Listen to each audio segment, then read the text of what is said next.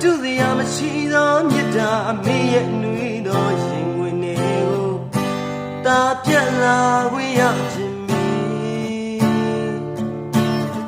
ဆိုမိုက်တူနောင်နာနဲ့အတူသားချော့တီးတပုတ်ပြန်လဲကြရောင်းအမေကိုနေတိုင်းခိုင်းရင်မေ့ကျေးဇူးတရားတာတနေ့မှပြန်ဆက်ခွင့်လို့သာတာဘဝမှာမျောလင့်ထားသောအရာလမ်းလို့ရမငိုလိုက်နဲ့အမေမိဘမျက်ရည်ကြွေမဆိုးတယ်တားလိမ့်မတယောက်ဖြစ်ချင်တယ်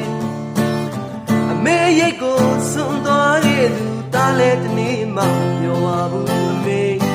တာယုံကြည်ချက်နဲ့ပညာဒီလမ်းမော့မှာဘဝထိပ်ပဲဆန်တဲ့တခြင်းတွေဆိုတာဘဝတကယ်တော့တခြင်းတစ်ပုဒ်ပါဒီကဘာမှာအစားထိုးစရာမရှိတဲ့မြတ်တာကဘာတီးနေပခက်လွဲသောလက်ချင်းကြည့်သူရှိ